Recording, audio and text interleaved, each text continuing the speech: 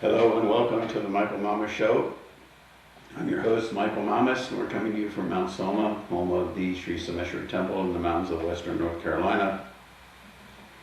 Today, I want to share with you a process I think is really informative and worthwhile to hear about. It's a process that I've been going through, oh my gosh, for a year, but it's really picked up recently. What it is, some time ago, we want to build this whole enlightened city, and it's a huge project, and it's going to take a long time to complete it. And I thought, I'm 75 years old. I've got to be around a long time to get this done, because there's a lot to it. It's not like you can just pass the baton to somebody and say, build this, It's a whole other story. But I decided I have to live a long time, And so I thought, well, what do I need to do, to do my best to make that happen? So I started working out and things, and so then my workouts, I really enjoyed it working out. I stopped doing it a while ago because I got so busy, but I was happy to start again about a year ago, I guess. And at one point I decided I needed to add deadlifts. I had been avoiding deadlifts because, they're hard on the lower back. But then there's what's it called, hex bar deadlifts, it's easier on the back, so I started doing that. And then somehow I found out about sumo deadlifts. So I started doing sumo deadlifts. And sumo deadlifts are when you have your feet apart. You can look up on YouTube if you want sumo, S-U-M-O, deadlifts, and see what they are. But you start with your feet spread apart, and you can grab onto the bar with your hands between your knees, between your feet, and then you lift that way. So I started working out that, and that's when it really started. What I want to talk about today, because that's when I realized, man, this is different than any other exercise. It's not like ordinary deadlifts, it's not like hex bar deadlifts, it's not like bench press, it's not like any exercise I've ever done. And so I started researching it.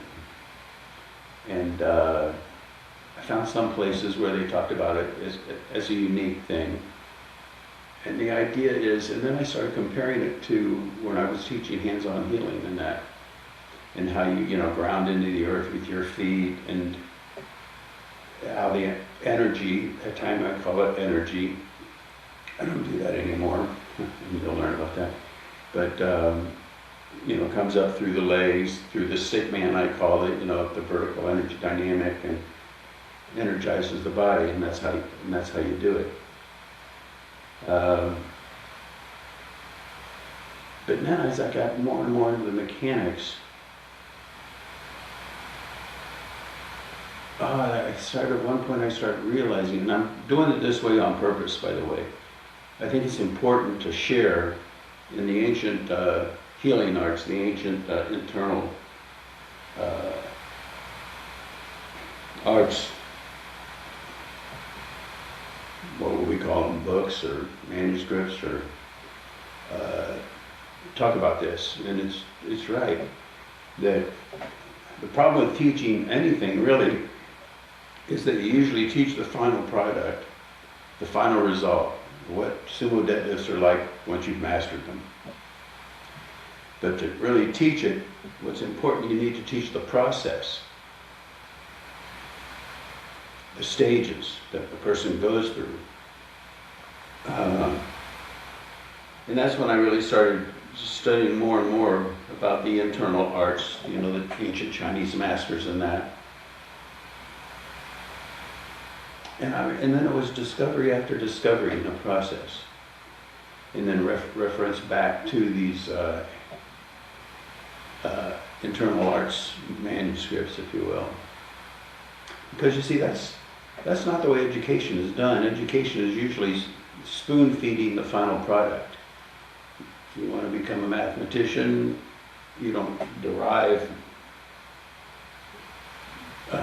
differential calculus, Newton did that hundreds of years ago. but you just memorize the final product, how you do it. You learn the final product and then apply it. But that's not real learning, really, when you think about it. True learning is when you learn how to find something within your own self and bring it forth into manifest existence, you know, and then you come up with the techniques and that. And I remember when I used to teach hands-on healing, it's the same kind of thing.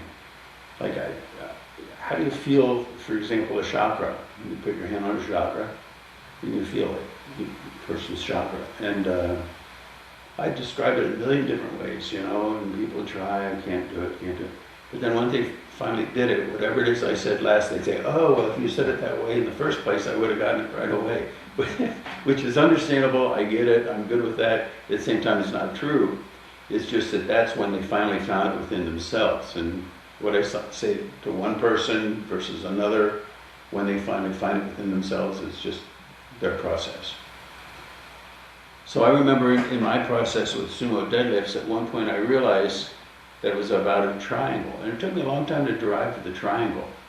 The triangle has to do with the feet and how they connect to the pelvis. That was the first step of discovering the triangle. And then I realized there's another side to the triangle where the pelvis goes up to the shoulders. And then where's the other, how do they fit? How does this? And then I remember if you're in position in that, then the arms become like, how do I put it? Plumb lines, you know, they just hang and connect to the bar that way, and that completes the triangle. It goes from earth to pelvis to shoulders to earth. And you got a triangle. And then to me, and this is also important, because this is a process for everybody to learn whatever. I'm just using sumo as an example because that's how I did it, you know, how I am doing it. But I realized there are other triangles. You know, I remember when I discovered the triangle between the hands that are on the bar and the, what did I call it then, the lower back or pelvis, I wasn't quite sure. And it was much later when I realized the word for it. That's down the line here, I'll get to it. So there's another triangle, and I call that the transverse triangle. And so okay, sumo deadlifts is all about those two different triangles. And the process continued unfolding like that. And I remember, concurrently with it, I'd go online and on YouTube there are people doing deadlifts, but it's a very different thing. That's all about muscling the bar. And yeah, there's technique and strength and all like that. But when it comes to internal arts, which is what I got into with this whole thing, it's completely different. The bar isn't lifted through effort. It's lifted through organizational structure, the structure of the body, and then the bar lifts itself. It's that sort of a thing. So the whole thing becomes effortless, and if you're efforting, then you're doing it wrong as far as internal arts are concerned. So I worked with that for a while, and then I remember, it's also interesting, at least to me,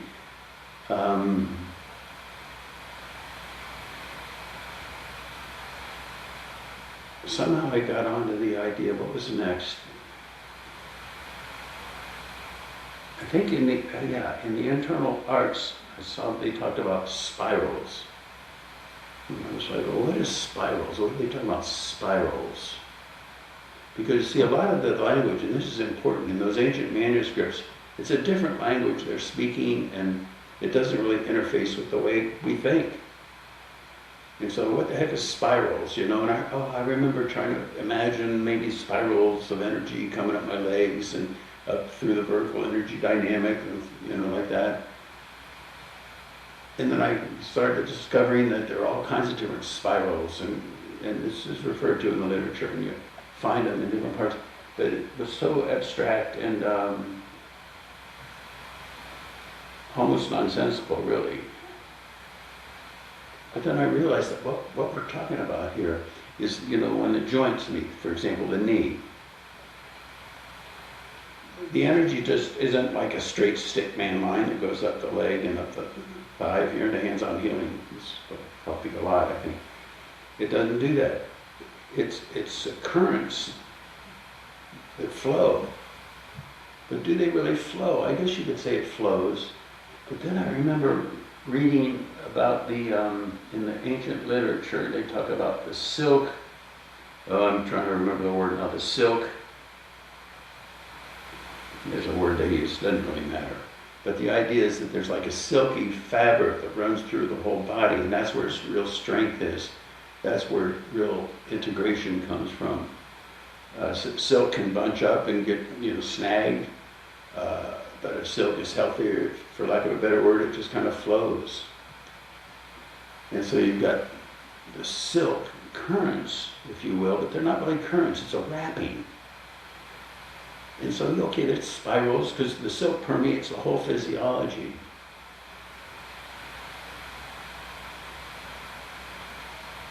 And so feeling into that silk, and then what is a tight muscle? I remember realizing muscles don't get tight. It's not the muscles. You have a tight muscle and you get a massage and stuff. It's not the muscles. It's that the silk fabric got snagged. So it's about the silk. And then I remember realizing that the silk fabric they're talking, it's fascia. And so it's really fascia. If you get the fascia, and the fascia I've talked about before, connective tissue. And if the fascia is healthy, the fascia is like, as I've talked about before, it's like the second nervous system. And that's the real interface between mind and body, between the central nervous system, which is even more, central nervous system is more physiological, whereas the mind there's a mental component to it, obviously. But when the central nervous system, when the nervous system interfaces seamlessly, like silk, okay, with the muscles, that's where real strength comes from. Strength comes from the fascia, it doesn't come from and it comes from the central nervous system functioning through the fascia. That's where real strength comes from, which is completely different from sort of the brute force notion. Yeah, you get the structure and the form, right, and all, but ultimately it's force. In the internal arts, if there's any force involved, you're not doing it right. And I remember when I learned that, and it's training is about CNS training, central nervous system training. Is training the central nervous system to not do what it instinctively might be doing, and that's protecting. So that if the body feels threatened or at risk, it just shuts down. Everything tightens up. I talked about Golgi apparatus or Golgi organs in the past.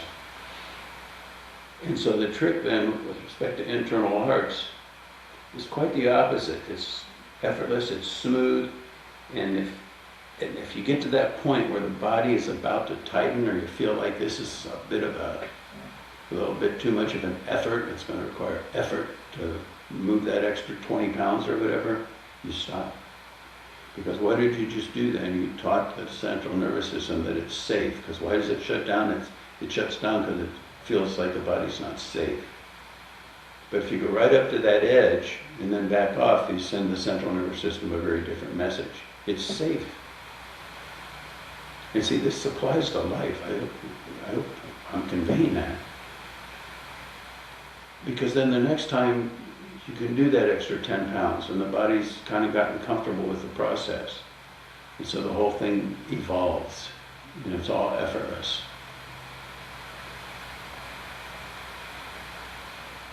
And so it gets to this area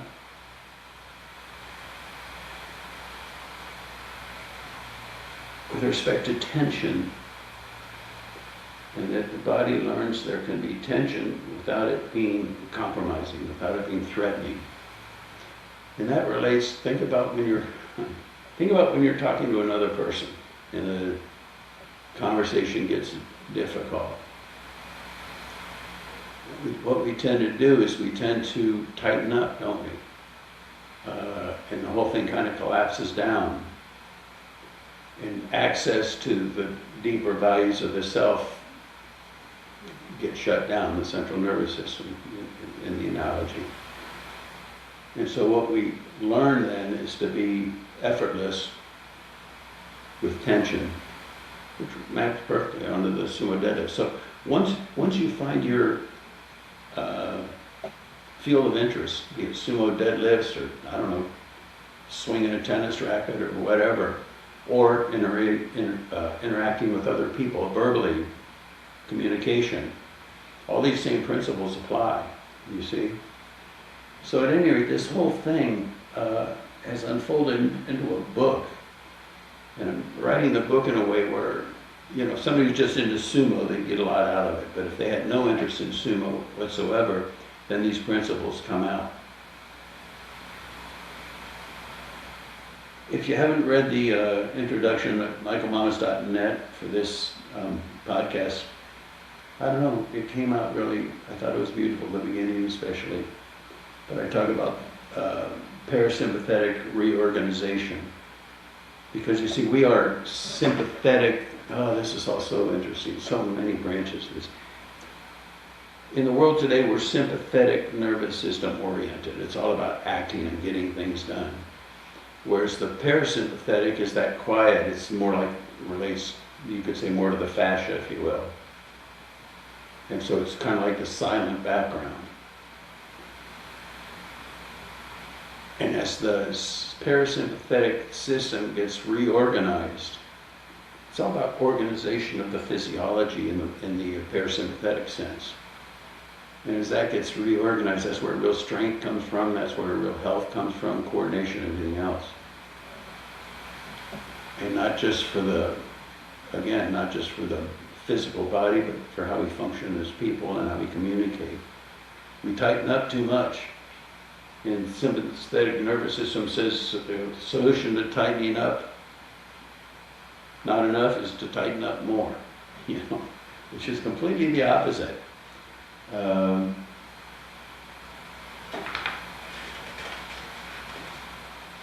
So many principles involved here. Really, it necessitates a book, and I intend to write the book, but you know, books take time. And even getting them out is challenging. Scotty, you have anything to say? No, this is great. About the whole thing? No, that's great. It is transformational, really. I mean, the world needs to get onto this. Now, Bruce Lee, I don't know how much Bruce Lee's Hollywood and how much is real, but he was certainly in his own right real, you know. And he talked about, like, this was interesting, he talked about, you know, be like water. We've all heard that, be like water, my friend, like that. But the interesting thing about water, see if I can give voice to it, because you see, he didn't give voice to it, at least not in this way. And so I had to discover this stuff all from within myself, and then those things started making sense when you looked at the ancient literature. Which is something that really, if you want to take one thing away from this, is you got to find things within yourself. Learning isn't about memorizing or mimicking, not real learning. Real learning is finding truth within yourself and then bringing it to the manifest.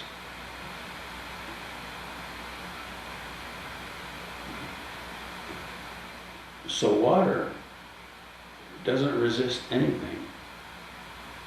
It just flows. It conforms, it observes.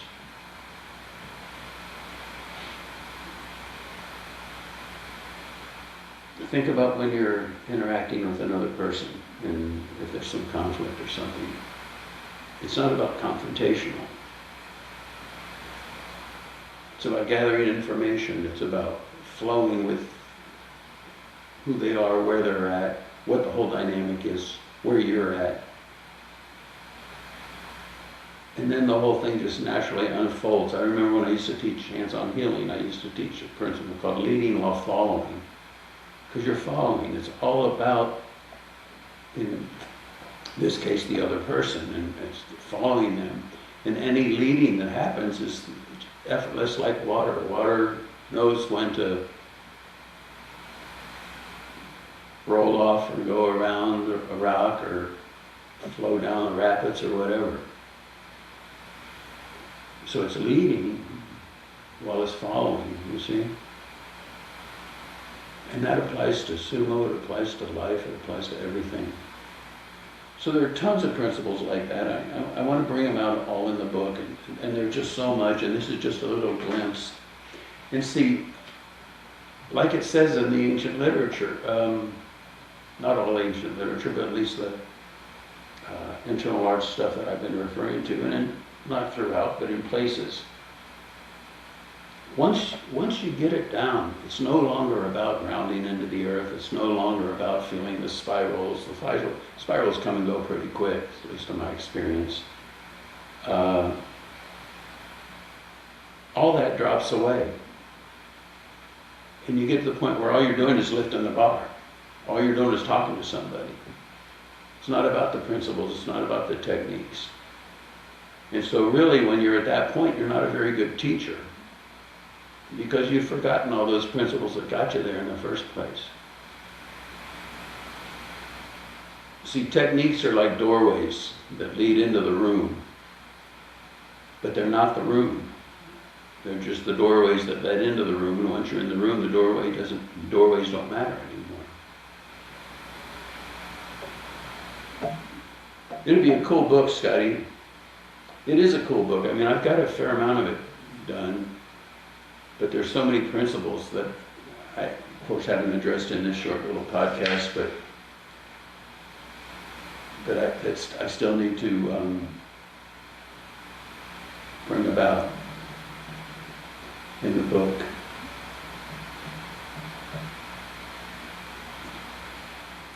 I guess that's about it for this time around. Scotty, what do you think?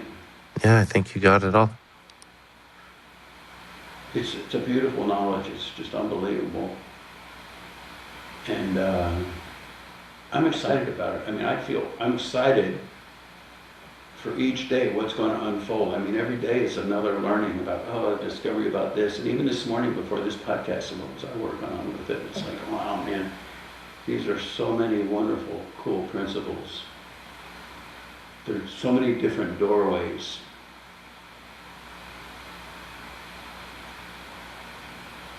That eventually will be abandoned